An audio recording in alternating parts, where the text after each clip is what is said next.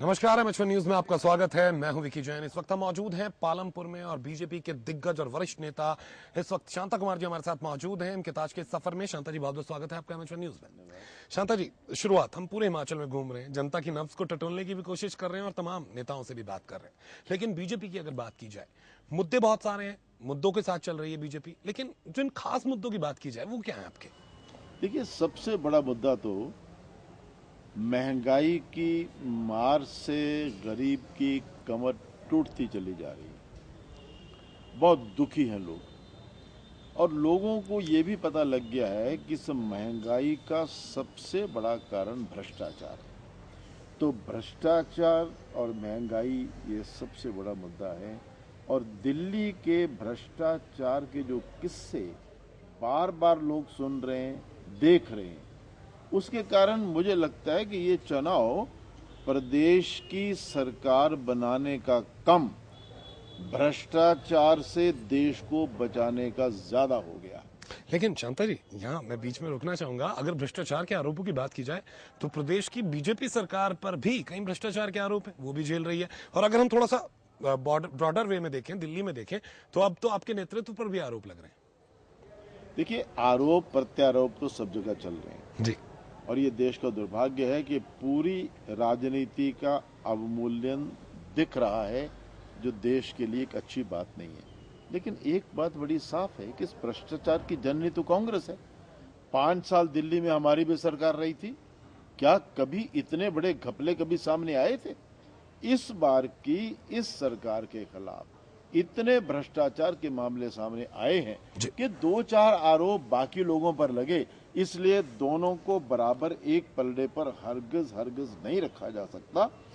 इस समय की दिल्ली की सरकार आजादी के बाद की सबसे निकम्मी, सबसे भ्रष्ट सरकार है।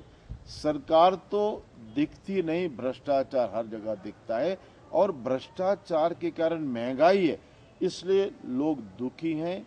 और लोगों के सामने सवाल ये है कि हमको रुकना नहीं है, हमको शिमला और दिल्ली तक कांग्रेस को हटाना है ताकि भ्रष्टाचार हटे और महंगाई हटे। तो सबसे बड़ा मुद्दा तो भ्रष्टाचार और भ्रष्टाचार से बढ़ने वाली महंगाई बन गया है। लेकिन शांता जी, अगर हम प्रदेश की बात करें, हिमाचल प्रदेश की बात करें, तो यहाँ आम जो लोग हैं उनके अपने मुद्दे भी हैं, प्रदेश के अपने मुद्दे भी हैं, रोड के मुद्दे हैं, शिक्षा के मुद्दे हैं। उन्हें लेकर अगर बीजेपी से सवाल पूछे जनता कि उन्हें क्या मिला आज तक?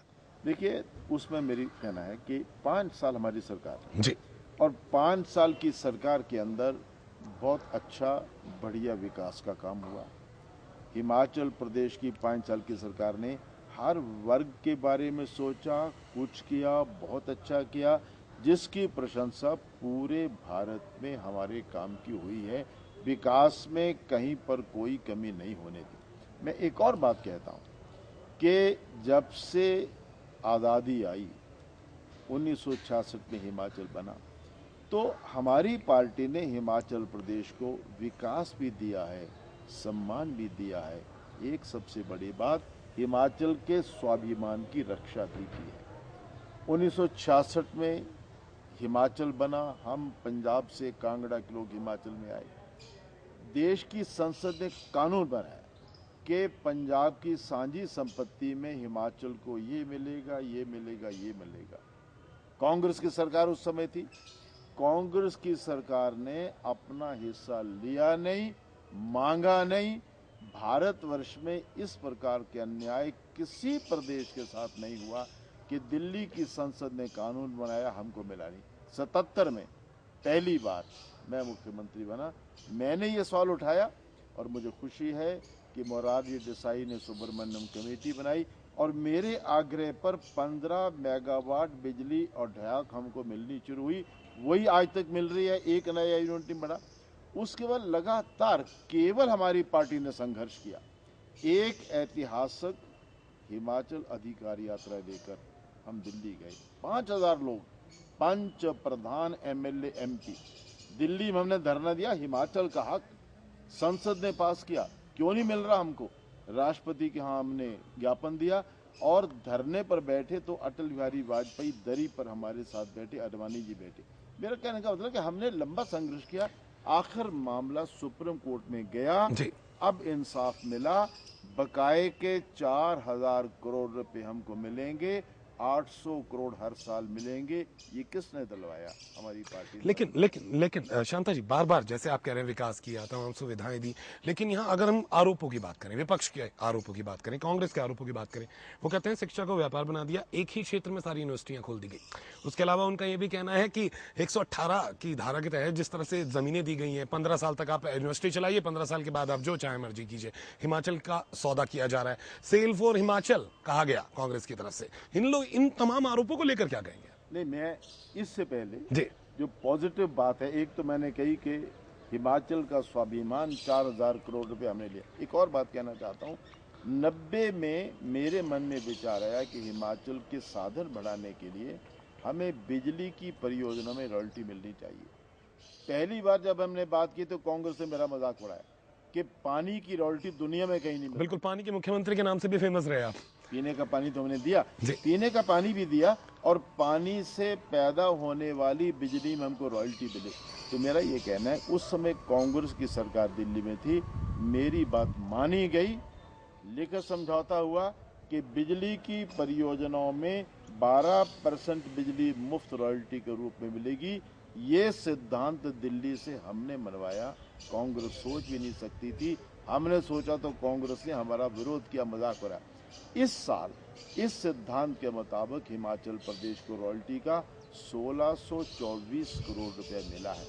मैं ये कह रहा हूं कि जो कांग्रेस सोच नहीं सकती थी वो भी हमने। मैं बिल्कुल आपकी बात मान रहा हूं। आरोप की बात कर रहे हैं। अब देखिए, भारतवर्ष में इसी कांग्रेस की दिल्ली की सरकार का अनुमान है, इतनी नई यूनिवर्सिटी चाहिए, बहुत जरूरत है विश्वविद्यालयों की।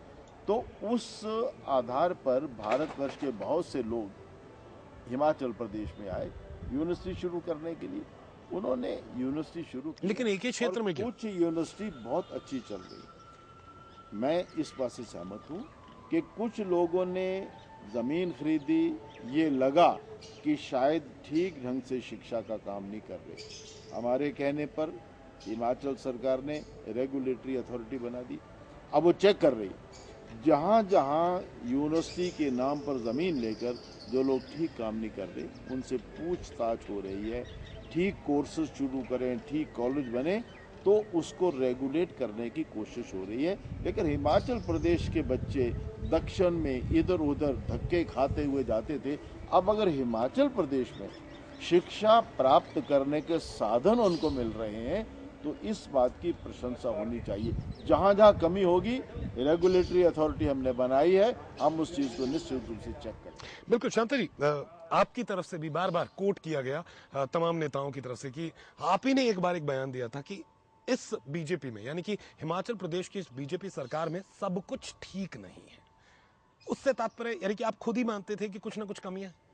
देखिए, सब कुछ तो भगवान की बनाई चीजों में भी ठीक नहीं होता, लेकिन ये इंसान की बनाई सरकार है। लेकिन मैं एक बात आपको बता दूं, जिस बात के लिए हमारी प्रशंसा होनी चाहिए उस बात के लिए आलोचना हो रही है। दिल्ली में 2 साल पहले भाजपा की सरकारों के मुख्यमंत्रियों का सम्मेलन हुआ, मुझे भी बुलाया था, मैंने वहां कहा था, और मेरे कहने पर जो रेजोल्यूशन पास हुआ, दैट वाज हिस्टोरिकल रेजोल्यूशन। मुझे गिला है आप सबसे कि मीडिया ने उसका जो नोटिस लेना चाहिए नहीं दिया। हमने 3 बातें कही।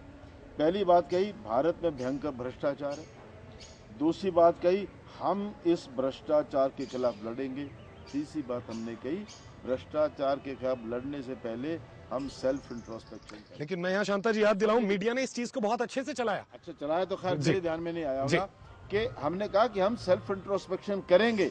और चौथी बात बड़ी महत्वपूर्ण कही, नए पैरे में लिखा, we rededicate our self to make India corruption free country.